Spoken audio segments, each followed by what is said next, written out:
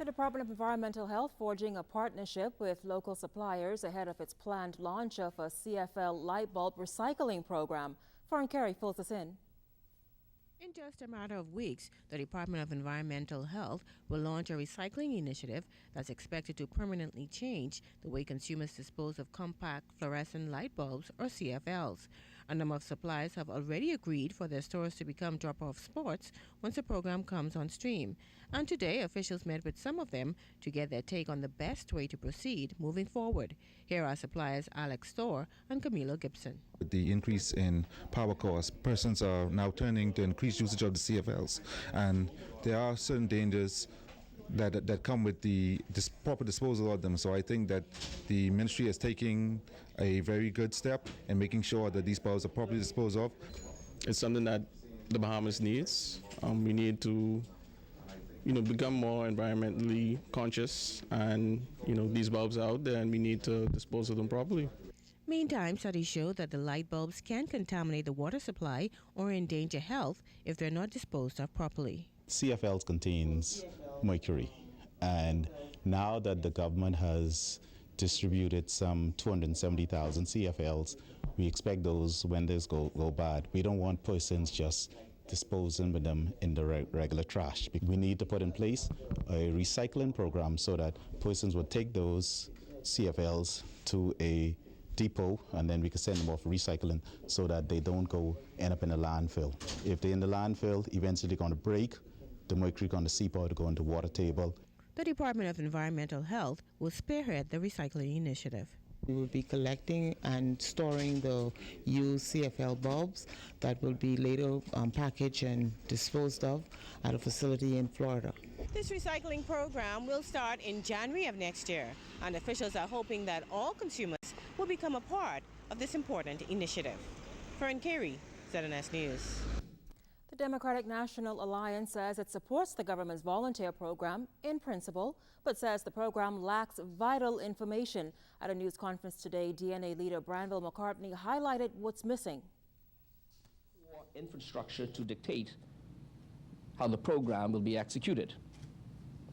There's no plan to begin engaging the volunteers until next year.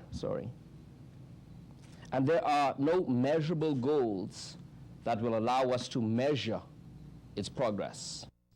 McCartney also expressed concerns about how potential volunteers are vetted.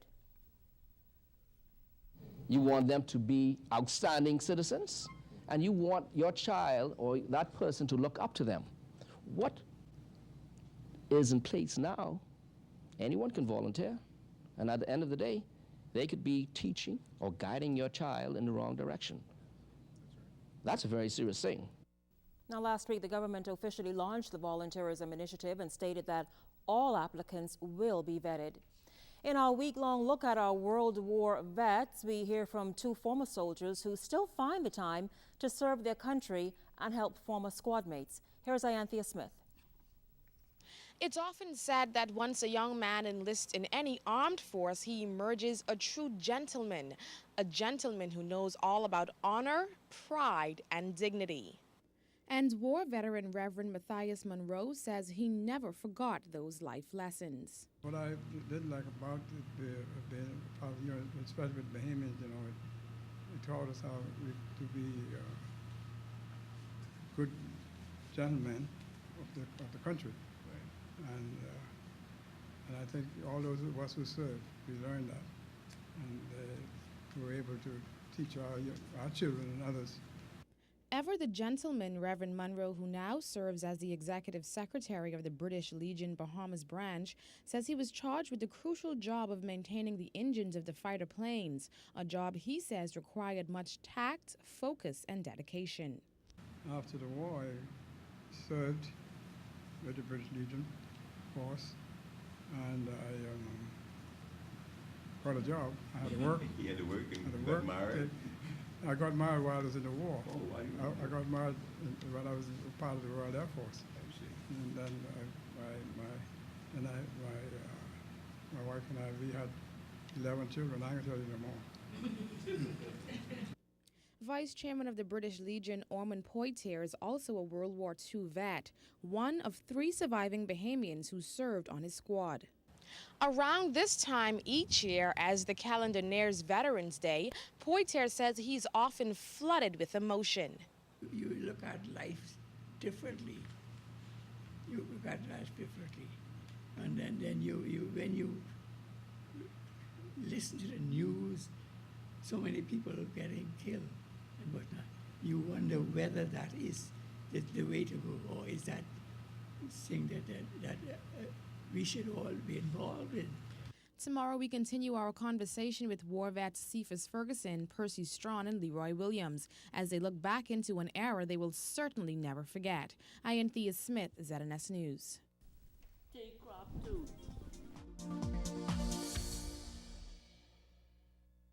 Welcome to tonight's edition of the Business Beat, sponsored by Royal Fidelity. Good evening, Bahamas. I'm Altovise Munnings. Let's take a look at what's making business news today. Plans are well underway for the Bahamas to own a credit bureau of our own. It's an idea pitched by officials of the Central Bank of the Bahamas last year. And according to the bank's bank supervision manager, Cassandra Nottage, a draft strategy document for the facility has already been submitted to the World Bank's International Finance Corporation. Ms. Nottage told participants of the Bahamas Institute of Chartered Accountants Week conference that there will be public consultation on the credit bureau and its modus operandi in 2012. Air passengers seem to be taking advantage of all the free offers they can get to vacation here in the Bahamas. Atlantis officials have noticed that with their 4th night free program. Managing Director George Marcantonis recognized that this phenomenon is not just here in the Bahamas, but worldwide. Business owners have until March 31st to submit their financial results to the Financial Secretary. Business owners are also advised that under the 2010 Business License Act, real property tax must be paid on the premises occupied before a tax compliance receipt is issued for the business to be in compliance with the Act. Now, for further information, you can contact the Business License Valuation Unit or visit their Frederick Street office. Family Island residents can visit their administrator's office, and forms are available online at forms.bahamas.gov.bs. From the international business scene, Italy making news again tonight. Italy's bond yields passed 7% Wednesday morning. The dramatic rise in 10-year bond yields comes the day after Italy's prime minister said he would resign after the country's budget is passed. And in regional business, officials of the World Bank and International Finance Corporation in Suriname for a 3-day visit to renew the bank's commitment to the country's development efforts. Remember, you can send us an email or join us on www.znsbahamas.com or become our friend on ZNS's official Facebook page. And we want to thank you for watching tonight's edition of the Business Beat, sponsored by Royal Fidelity. I'm Altovise Munnings.